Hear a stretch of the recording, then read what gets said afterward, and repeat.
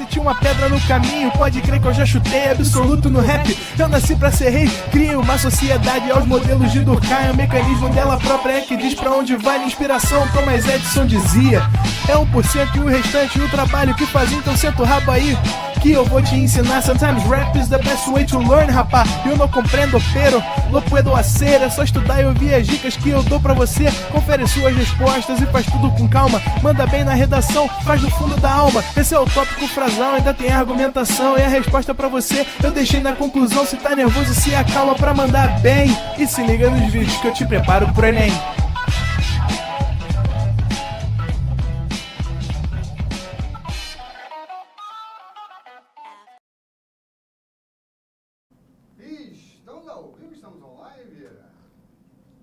Fala galera, fala indivíduos, fala Luz pro Enem, sempre um prazer inenarrável estar com vocês, mais uma vez, mais uma noite. Estava aqui tomando um cafezinho, né, sempre importante. E vamos começar nossa aula, né? A gente vai falar hoje sobre direitos humanos. E aí, eu já quero adiantar e começar essa aula te falando e explicando algumas coisas. Nós vamos ter duas aulas sobre a temática dos direitos humanos, né? É uma aula dividida em dois blocos, em dois momentos. E a gente vai fazer da seguinte maneira. Nessa primeira aula, nesse primeiro encontro, eu vou conversar com você sobre uma questão que é as gerações dos direitos humanos. Os direitos humanos, como nós conhecemos e entendemos, eles foram divididos, né, para facilitar o processo de aprendizagem e de estudo ao longo de algumas gerações, de alguns momentos definidores de formação, né, desses direitos humanos. Agora, o que acontece é que nós vamos ter também uma Declaração Universal dos Direitos Humanos criada pela ONU no ano de 1948. E aí vamos ter uma outra aula só para falar dessa declaração e de todos os meandros que aí envolvem. Agora, antes de começar, eu quero te falar uma coisa.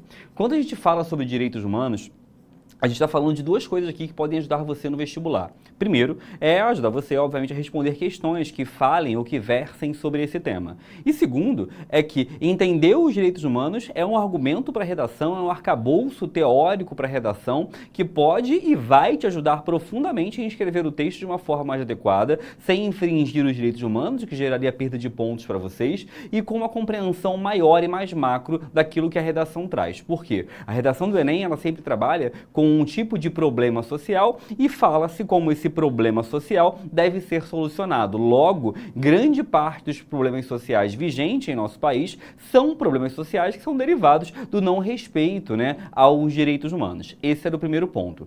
A segunda coisa a te falar é o seguinte: quando nós falamos de direitos humanos, hoje em dia, devido a gente estar num país muito polarizado, né, um país que debate política de forma muito infantil, as pessoas acabam aliando direitos humanos como algo ligado a alguns candidatos ou a alguns partidos e por aí vai. Eu quero adiantar desde já que não tem nada a ver. Tá? Porque os direitos humanos, como o nome diz, são direitos dos homens, da humanidade como um todo. E não são de direita ou de esquerda, não são de político A ou de político B. Os direitos humanos foram criados lá atrás, foram um conjunto de defesas, de percepções que foi evoluindo ao longo do tempo, e tem todos os países que você possa imaginar envolvidos nessa brincadeira. Quem controla a criação dos direitos humanos, né, pela ONU lá nos anos 40 é a Inglaterra, que era o auge do capitalismo global naquele momento. Então, assim, nós não podemos assimilar isso como ideias de um ou de dois. Os direitos humanos são uma construção histórica e, por ser uma construção histórica, acaba sendo algo muito importante que a gente compreenda como ele vai ser formulado, como ele vai ser pensado.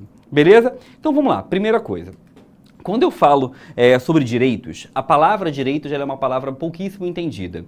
Todos nós possuímos direitos, ou seja, todos nós, eu, você, o Renan, o Osmar, a Valéria Tupinambá, a Luana, a Isabelle Silva, todo mundo, todos nós possuímos direitos. Nós temos direitos e esses direitos, de alguma maneira, são questões que a gente deve ter, ou que a gente deve possuir, ou aquilo que nos pertence, aquilo que é nosso. Agora, nós também sabemos que nós temos alguns deveres, né? Algumas obrigações que nós temos de sociedade para, teoricamente, nós termos acesso a esses direitos que nos demandam e que nós possuímos. Agora, quando a gente pensa numa vida em sociedade, quando a gente pensa num homem social, quando a gente pensa num homem coletivo, a gente tem que saber que a ação de um interfere na vida do outro. E para a vivência, para a convivência dessa relação onde a ação de um interfere na vida do outro, acabou se criando ao longo do tempo algumas regras. Acabou se criando ao longo da convivência humana, acabou se criando ao longo da realidade humana, uma percepção que é a percepção de algumas regras de convivência. Quando eu falo de regras de convivência, são regras que as pessoas foram criando para conseguir conviver, visto que a ação de um interfere na vida do outro. Eu, Leandro, tenho que entender que quando eu paro o carro na rua, quando eu paro no trânsito, eu tenho que entender quando eu pago o imposto, eu tenho que entender quando eu compro alguma coisa, eu tenho que entender que tudo que eu faço, essa aula, por exemplo, está interferindo, afetando a vida de outras pessoas. Então a minha ação interfere na vida de outros indivíduos. Devido a isso, fomos criando regras, criando padrões. Essas regras, esses padrões, eles podem ser de diferentes tipos, ou seja, eu tenho muitas motivações, ou muitos motivos, ou muitas inserções para a criação de padrões de regras sociais. Um exemplo, eu posso criar uma regra com base religiosa. Eu posso criar uma regra com uma base ligada à minha crença, à minha fé, àquilo que eu acredito. Se você é um cristão, por exemplo, existe um livro que é a Bíblia, que é um livro sagrado para você, e, consequentemente, esse livro estabelece um conjunto de regras que você busca seguir. Um conjunto de regras que você entende como adequada, que entende como sendo certa a ser realizada. Então, algumas pessoas, alguns indivíduos, alguns grupos sociais e até alguns países vão basear as suas regras, vão basear as suas normas numa questão religiosa, numa questão baseada na fé. Eu dei o exemplo do cristianismo, mas poderia servir de outras religiões. Pensa, por exemplo, na religião islâmica. Pensa, por exemplo, países como a Arábia Saudita, que detêm uma constituição, uma lei, que se baseia numa regra religiosa. Pensa em países como, por exemplo, Israel, que é um país judaico, ou seja, um país que estabelece um conjunto de percepções muito ligadas à questão religiosa. E isso é muito comum no mundo, isso é muito comum, mesmo não sendo de uma forma coletiva, em forma de país, em questões individuais. As pessoas muitas vezes pautam em suas regras a partir de questões religiosas. As pessoas muitas vezes pautam o que acham certo ou errado a partir de visões religiosas baseadas na fé. É uma forma. Agora existem outras formas, por exemplo, uma regra moral.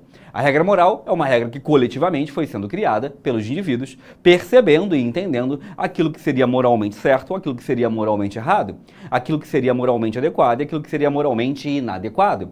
E o homem, devido à sua convivência coletiva ao longo do cotidiano, foi pouco a pouco criando, pouco a pouco percebendo aquilo que ele entendia como sendo algo mais adequado ou menos adequado de ser feito. A verdade é que existem regras morais que são claras. Ah, Leandro, como assim regras claras? Você pode pensar que existem coisas que são leis. Existem regras e existem coisas que você não faz porque são leis. De fato, tem uma lei falando que você não pode matar, que você não pode roubar, tem uma lei falando que você não pode dirigir embriagado, tem uma lei dizendo que você não pode usar e consumir determinadas drogas. Existem leis para algumas coisas. Leis juridicamente estabelecidas em formato de Constituição.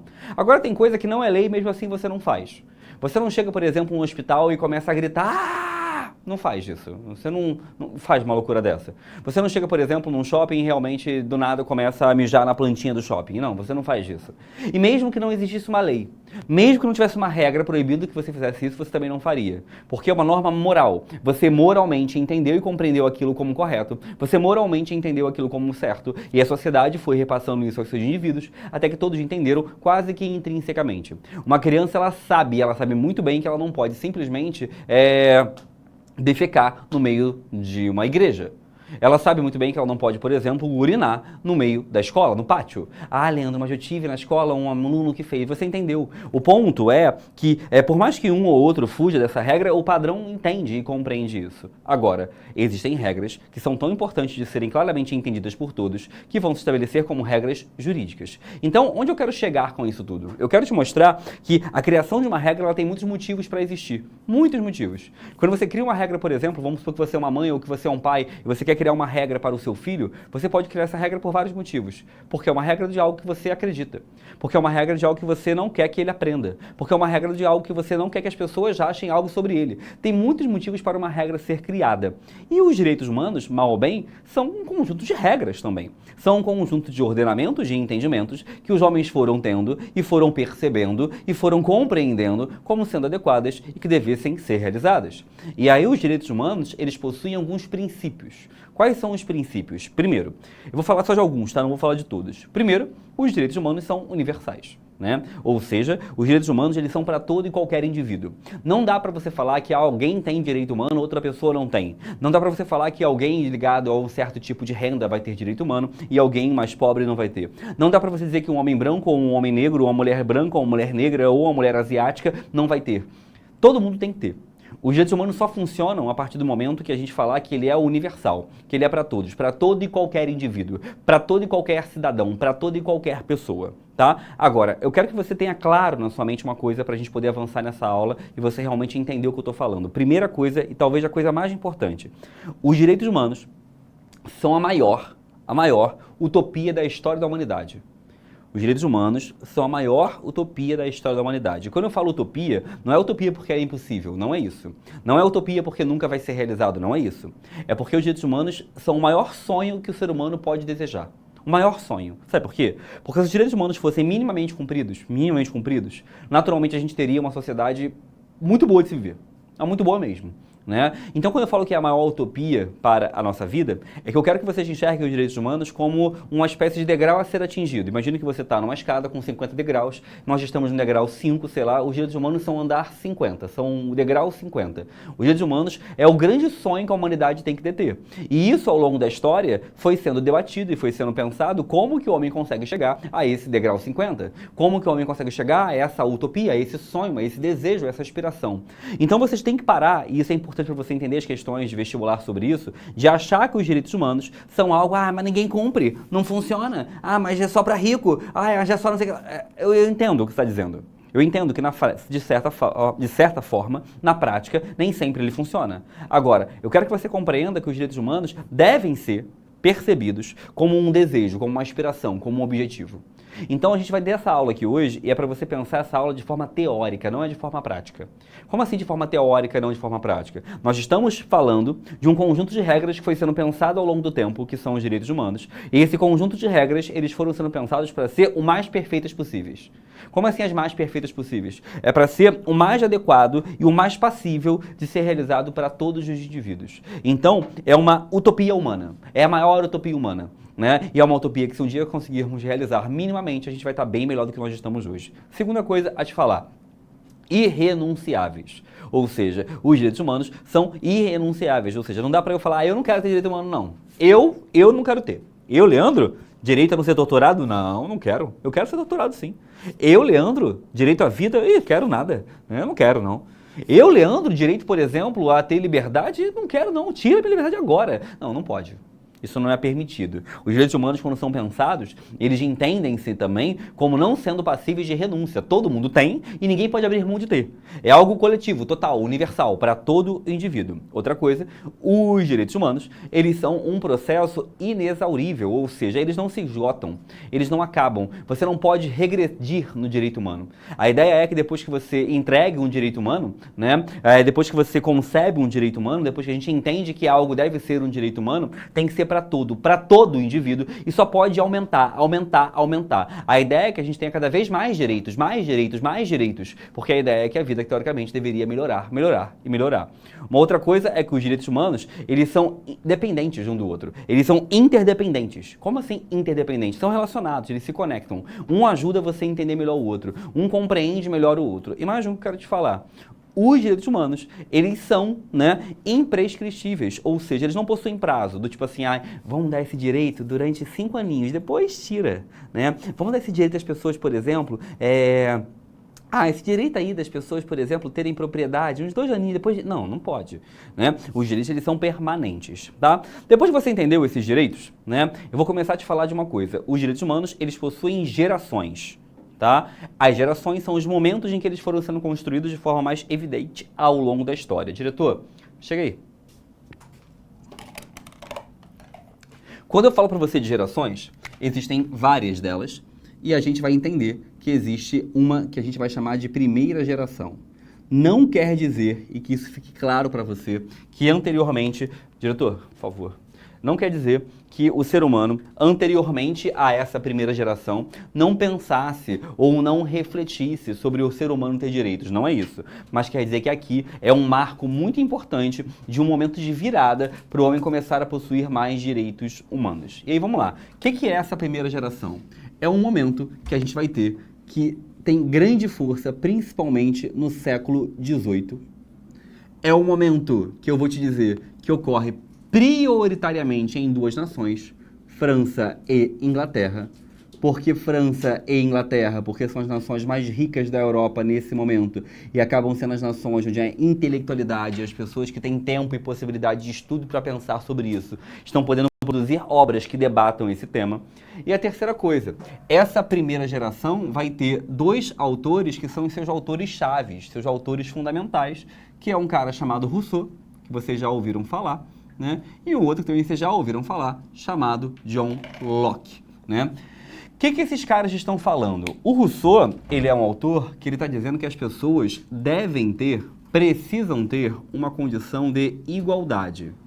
Segundo ele, é fundamental existir alguma coisa semelhante ao que a gente chama hoje em dia de uma igualdade jurídica, de que as pessoas não sejam diferenciadas dentro do processo de justiça.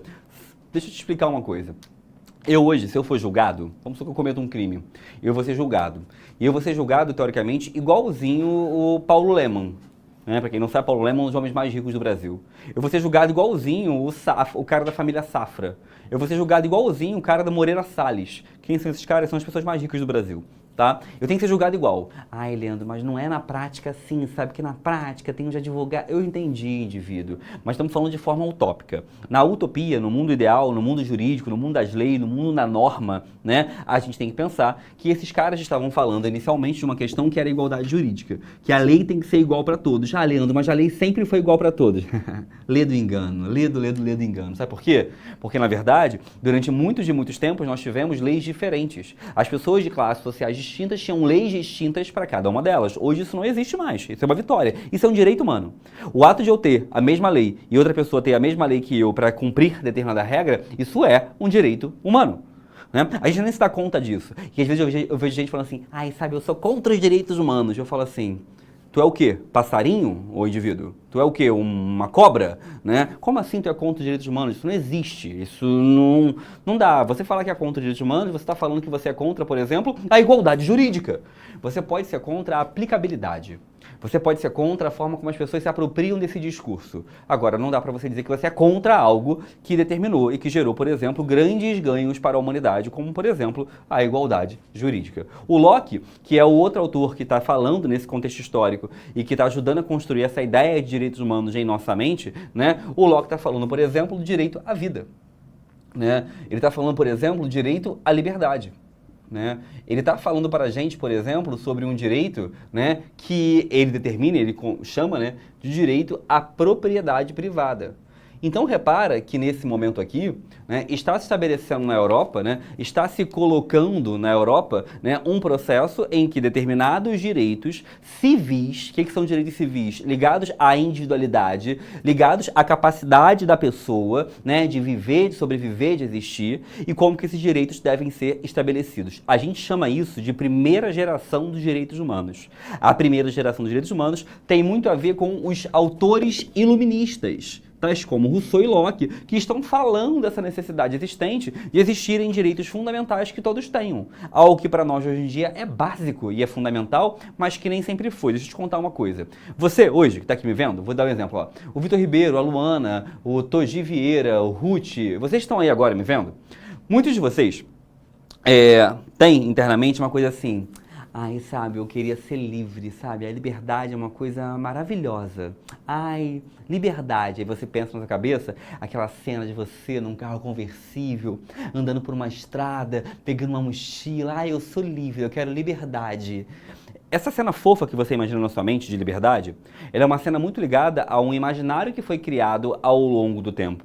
O imaginário que foi criado ao longo da história, que é um imaginário de liberdade como algo incrível. A liberdade como algo perfeito. A liberdade como a melhor coisa que o ser humano pode ter. E veja bem, eu, Leandro, não estou falando que a liberdade é ruim, não é isso. O que eu estou te dizendo é que a gente criou esse imaginário, a gente criou esse padrão, e consequentemente esse padrão foi criado, e hoje em dia todo mundo fala da liberdade como se fosse a coisa mais importante e fundamental existente. E é. Mas quem criou isso? Quem debateu isso foram os iluministas. Então, se a gente hoje defende liberdade e entende liberdade como algo tão importante, meu querido, respeito os iluministas, porque foi graças a eles. Se hoje você bate no peito para falar, ai, eu sou livre, sabe, eu faço o que eu quero, ninguém paga minhas contas, eu adoro essas pessoas que postam isso, né? Os inimigos que lutem, que inimigo? A pessoa acha que é o Batman, né? Mas é importante a gente entender que essa percepção de uma crença pela liberdade é uma percepção iluminista e é uma percepção muito ligada a essa primeira geração dos direitos humanos. Tranquilidade, de boas, deixa eu responder perguntas aqui. Peter Park mandou assim, professor, como o efeito Blasé da sociedade relativiza os direitos humanos no Brasil? Olha, Peter Park, sem dúvida alguma a gente tem uma sociedade hoje, né, que acaba ignorando e não se preocupando tanto com os direitos humanos dos demais, né? Mas a gente, teoricamente, não deveria envolver isso, já que os direitos humanos deveriam ser algo jurídico, né, baseado na regra, independente de qualquer coisa. O Ruth perguntou se eu tenho filho. Não, não tenho filho. Na verdade, eu tenho um filho cachorro, dois, na verdade. Um filho cachorro chamado Schopenhauer, uma filha cachorra chamada Shiva. É o que eu tenho. Outra pergunta aqui é do Daniel. Boa noite, professor. Caso a PL da censura fosse aprovada, eu poderia usar esse mecanismo nas propostas de redação? Olha, Daniel, primeiro que chamar de PL da censura depende muito do ponto de vista político que você venha defender, né? Acaba sendo algo problemático, né? A gente entender isso seria que se aprofundar um pouco mais no projeto de lei, com essas motivações para ele existir e por aí vai, tá? Mas sim, você pode sempre usar uma lei, tá, para falar na proposta de redação. Qualquer tipo de lei é sempre passível de utilização, tá bom? Tem mais pergunta ali? Alguém tinha perguntado, eu perdi a pergunta aí, estava perguntando sobre se dá para relacionar essa questão do Locke com o contrato social, né? Sempre dá, né? O cara escreve uma teoria e acaba relacionando uma coisa com a outra, mas aqui é uma outra parte, né, da obra dele. É isso aí mesmo, né? Professor, essa conjuntura do Locke tem alguma coisa a ver com o contrato social? Tem a ver, né? Ele está criando como o Estado deve se comportar, como o Estado deve viver, né? Bia, se ele tivesse filho, ele enlouqueceria. Ou a criança, né? Vamos ver quem aguenta mais, né? Vamos ver quem aguenta mais tempo, né? Olha só, essa aqui é a primeira geração e tem um grande marco, tá? Para essa primeira geração dos direitos humanos, tem um grande marco para esse momento todo, que é uma revolução que a gente chama de mãe das revoluções, que é a Revolução Francesa. Para quem não sabe, a Revolução Francesa ela acontece no ano de 1789, né? E ela é um grande marco das conquistas dessa primeira geração, né? Ela é um grande marco das conquistas dessa geração do século XVIII, dos iluministas, né? Que estão tentando conseguir mais direitos para as pessoas. Estão rindo ali que eu falei que quem aguentava mais. Olha só, eu já não tenho filho não, gente. Calma, tô brincando, tá, gente? Depois já vão me cancelar na internet. Leandro falou que vai traumatizar a criança. Calma, por favor, não me cancelem, tá? Por enquanto não. Olha só, e aí a gente vai ter também depois uma segunda geração, tá? A segunda geração dos direitos humanos. Essa segunda geração dos direitos humanos, né, ela acontece em um outro contexto. Essa segunda geração dos direitos humanos, ela acontece em um outro momento. Que momento é esse? Vai rolar um negocinho na Europa, um negocinho bem importante na Europa, que a gente dá o nomezinho de Revolução Francesa. Desculpa, Revolução Industrial, né? Essa Revolução Industrial, para quem não é muito bom com história, que não é muito bom com datas, a gente costuma dividir ela em alguns momentos, né? Existe uma primeira Revolução Industrial. A primeira Revolução Industrial acontece na Inglaterra, no século XVIII, mas existe uma segunda Revolução Industrial, tá? Essa segunda Revolução Industrial, ela acontece, né, no século XIX. Né? E no século XIX acontece uma revolução industrial que ela é muito mais intensa. Ela tem o petróleo, tem a energia elétrica, ela acontece em vários países ao mesmo tempo, é a indústria automobilística, ela é algo muito mais intenso. E essa revolução industrial, ela gerou um processo muito grandioso de exploração dos trabalhadores, né? Ela gera um processo muito grande de aumento da exploração trabalhista. Começa as pessoas a trabalharem 14, 16, 18 horas por dia, começar a trabalhar em ambiente insalubre, não tinha férias, 13º, não tinha INSS, não tinha, por exemplo, seguro contra acidente de trabalho. Então, assim, tô trabalhando na fábrica, perdi a mão, legal, tá demitido. Tô trabalhando na fábrica, sei lá, perdi o dedo, legal, demitido, próximo, vem outro. Morreu, acontece, vem próximo, vem outro. Então, era uma vida nas fábricas muito prejudicial. Isso vai fazer, né? Isso vai gerar uma coisa que muitos autores que começam a criticar esse contexto de exploração plena do trabalhador. E aí, se aqui o Rousseau e o Locke vão ser fundamentais, ocidentais, na segunda geração, né, as ideias, né, do alemão Karl Marx vão ser ideias muito emblemáticas, muito importantes, né? Porque nessa segunda geração a gente vai ter uma coisa que já é o contexto do século XIX, né? Já é um contexto do século XIX e contexto do início do século XX. Né? Ou seja, já é um momento de crescimento econômico, já é um momento de avanço das grandes indústrias e é um momento de avanço da exploração do trabalhador. E aí, quando eu falo para você dessa segunda geração, eu estou falando, né, de luta por direitos trabalhistas. A preocupação aqui era tentar conquistar direitos aos trabalhadores. Era gerar a condição, por exemplo, de você ter o que a gente chama no Brasil hoje de CLT, né, carteira de trabalho, né? É a gente ter o que a gente chama hoje em dia, por exemplo, de direitos trabalhistas, né? E também vão ter, conjuntamente a isso, a busca de indivíduos por nós termos direitos políticos. Então, se você vota, quero te contar um segredo, votar é um direito humano. Se você, por exemplo, tem um salário mínimo, parabéns, o salário mínimo é um direito humano. Se você, por exemplo, tem a condição e a possibilidade de ter um limite de horas que você tem que trabalhar, isso é um direito humano. Ah, Helena, mas eu sou contra os direitos humanos. Quer trabalhar o quê? 24 horas, ô morcego? Não, né? Tem que ter um limite. Isso tudo é direito humano que foi sendo criado ao longo do tempo, ao longo da história da humanidade. Tá? Essa segunda geração, ela é importante e ela tem um marco, tá? Que é a Constituição Alemã. A Alemanha faz uma grande Constituição na virada do século, da década de 1910 para 1920, e essa virada aí, ela gera aí uma Constituição que debate, que fala das leis trabalhistas de forma muito veemente e muito forte e muito intensa, tá bom? E a gente vai ter uma terceira geração. E essa terceira geração já adianta você que é a mais importante quando nós pensamos e quando nós debatemos e quando nós falamos sobre o vestibular. Diferente das gerações anteriores, né? O pessoal tá falando que eu tô nervoso. Tô nervoso não, gente, respira, né? É que os morcegos me dão uma irritada, né? Mas tá bom, vamos continuar aqui, olha só. Essa terceira geração, ela... O que é tanco, Renan? Tem um maluco que fala, não tanco, Leandro. O que é não tanco? Não tanco é o quê? Acho que é não aguentar. Né? Não aguento? Você não me aguenta? Tá. Não tanco. Tô velho, né? Tô virando um idoso. Meus cabelos brancos, né, não mentem. Que maldição é essa de não tanco? Olha só, a terceira geração, ela acontece no ano de 1948. Diferente das gerações anteriores, que são períodos de momentos históricos, a terceira geração, ela tem um ano muito bem estabelecido, né? A terceira geração, ela tem um momento muito bem colocado, falado e estabelecido, que é o ano de 48. Por quê? Para quem não teve aula de história ao longo da vida, ou para quem não está sabendo, né, teve uma guerra aí chamada Segunda Guerra Mundial, né?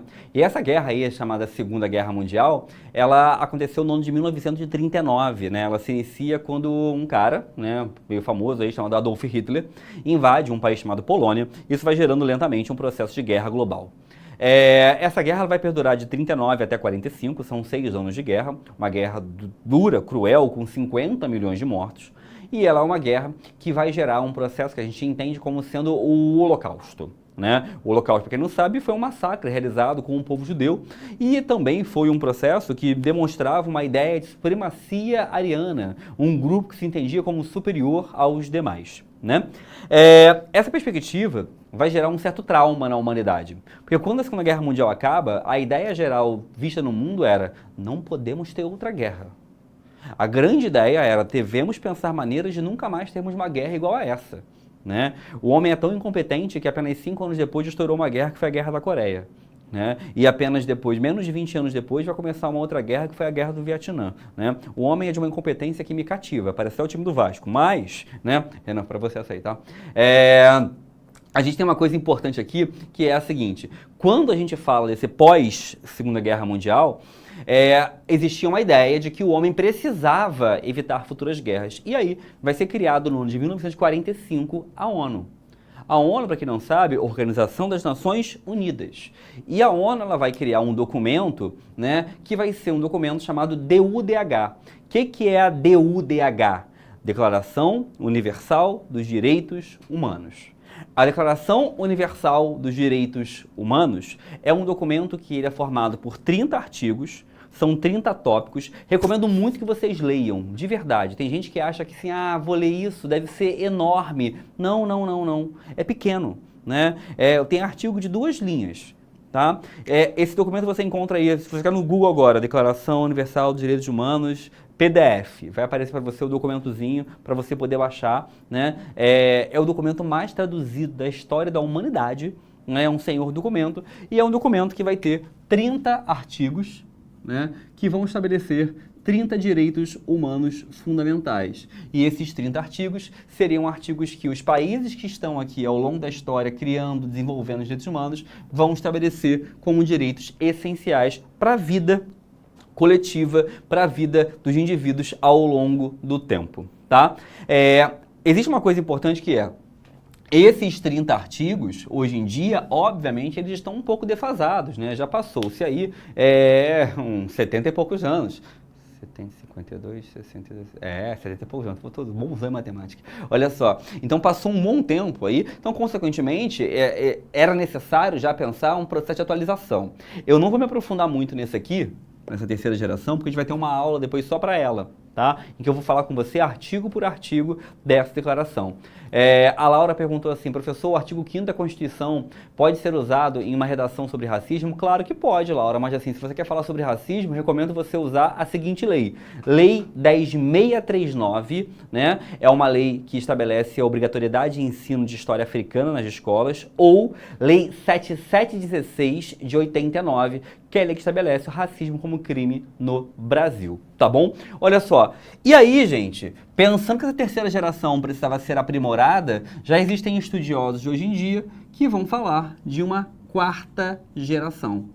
Essa 4ª geração vai falar de uma coisa interessantíssima, que é o direito digital. Ué, Leandro, direito digital? Sim.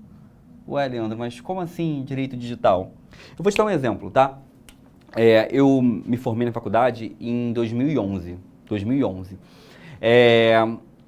Mas antes de 2011 eu dava aula, né? Eu trabalhava como monitor em alguns colégios e acabei dando muitas aulas, mesmo antes de me formar. Não que isso não possa, né? Mas eu dei, né? Mas beleza. E aí eu dava aula num colégio, que é um colégio aqui no Rio de Janeiro, um colégio curso, um pré-vestibular, e tinha um senhor de idade, um professor de química, que era bem velhinho, né? Que era um cara que ele devia ter uns 70 alto, assim, quase 80 anos de idade. Era um senhorzinho, super fofinho, levava bolo pra gente, um amorzinho. Só que esse professor, ele não sabia mexer em computador. Nada, ele não tinha nem celular, né? Ele não conseguia mexer em nada, ele falava que não sabia, que não era da época dele, não sei o que, não sei o que lá. Mas ele era amado pelos alunos, os alunos tinham um carinho por ele, era uma fofura e por aí vai. Só que esse professor, quando tinha que fazer prova, por exemplo, ele mandava a prova por escrito num papel e pedia para alguém digitar para ele. Esse professor, por exemplo, não respondia e-mails. Esse professor, por exemplo, ele não conseguia ter um grupo para participar ou para decidir alguma coisa da escola. Esse professor não conseguia, por exemplo, preparar algum trabalho ou preparar um slide. Então a escola demitiu ele. Você fala, Leandro, que escola cruel. Eu também acho. Só que assim, existe uma coisa hoje em dia que para viver no mundo que nós vivemos hoje, não adianta você pensar o mundo hoje sem as pessoas terem acesso ao mundo digital. É inevitável. Não existe uma pessoa hoje no mundo que vai conseguir um emprego com um mínimo de estrutura ou qualidade se ela não tiver um mínimo de acesso ou comunicação ou percepção do mundo digital. Então, repara que se a gente quer pensar em direitos humanos, né, se a gente quer pensar em direitos que a gente estabelece como direitos fundamentais para se viver em humanidade, é claro que a comida é importante, é claro que liberdade é fundamental, é claro que você estar vivo é fundamental, é claro que você ter trabalho é fundamental, de votar é fundamental, mas também é importante você ter direitos básicos e até tanto quanto simplistas, como, por exemplo, o direito digital. As pessoas têm que ter direito a acesso e à comunicação informacional. Então, assim, pensar e entender que quando a gente fala de direitos humanos, como eu te falei, é a maior utopia humana. É pensar tudo aquilo que o ser humano precisa para sobreviver. Aquilo que o homem tem direito de ter para poder sobreviver. Hoje, 2023, eu só dou aula em escolas particulares, né? Eu sou professor aqui no Rio de Janeiro, eu só trabalho em escolas particulares. Mas de 2011 até 2019, fui professor de escolas estaduais aqui no Rio de Janeiro. Trabalhei em muitas escolas estaduais, escolas públicas, e trabalhei em algumas escolas em comunidades, em áreas bem precárias financeiramente. E eu lembro que eu tinha muitos alunos que não tinham em casa a internet. Que não tinham em casa, por exemplo, um celular. que não tinham em casa, por exemplo, um computador, então esquece, isso não existe, né? E, consequentemente, eram alunos que tinham muita dificuldade em fazer coisas básicas, como, por exemplo, sei lá, escrever um texto no Word. Tinham dificuldade, por exemplo, em conseguir fazer um slide, né? Não conseguiam, e não conseguiam não é porque eram burros ou ignorantes, claro que não. Não conseguiam porque não tiveram acesso a isso. Consequentemente, esse aluno, por mais que a gente tente ensinar, explicar, ele por não ter tido acesso, ele vai ter muita dificuldade posterior no mercado de trabalho, né? Então isso era um debate que eu tinha sempre com eles, tentar mostrar, ensinar, mas é algo que é fundamental, né? O direito digital hoje é tão importante para a vida do indivíduo como o direito à liberdade, talvez, dependendo da condição, da estrutura, do que ele queira fazer ou realizar, né? Então, a gente pensar em direito humano é pensar nesse conjunto de necessidades que o ser humano tem que ter para poder sobreviver. Beleza, galera? Tranquilidade? E aí eu vou encerrar a aula, né? Lembrando que a gente vai ter mais um encontro para falar só dessa terceira geração aqui, que é a mais importante para a gente. Mas eu quero terminar essa aula só dizendo uma coisinha para você. É claro que essa aula é importante para o vestibular. É claro que o Enem pode cobrar isso em você, em questão. Quem é assinante da plataforma, recomendo que depois vá fazer as questões. Mas também é importante você entender que esse conteúdo é um conteúdo importante para o nosso cotidiano, né? As pessoas falam muito sobre as coisas sem entender, sem saber, sem ler. A ignorância virou algo de motivo de orgulho. Então as pessoas dizem muito sobre das coisas sem saber nada sobre elas. Eu já ouvi barbaridade sobre os direitos humanos. Eu acho muito engraçado ter gente que defenda algo, né, que você defenda uma ideia contrária às pessoas terem direito à vida, à propriedade, à liberdade, direito a não ser torturado, direito a não ser morto, direito a não ser escravo. Tudo é direito humano, né? Então defender os direitos humanos é defender a nós mesmos, né? Como eu até brinquei na aula, você é o quê? Um passarinho? Não, não é. Você é um humano. Então nós temos direitos, é algo fundamental. Um forte abraço para todos, fiquem muito bem, excelente noite e até a próxima. Assista nossas aulas a hora que você quiser. Vem com o Pro, o cursinho online que mais aprova no Enem. Assine em proenem.com.br. We gotta celebrate the beauty of the world that keeps on giving.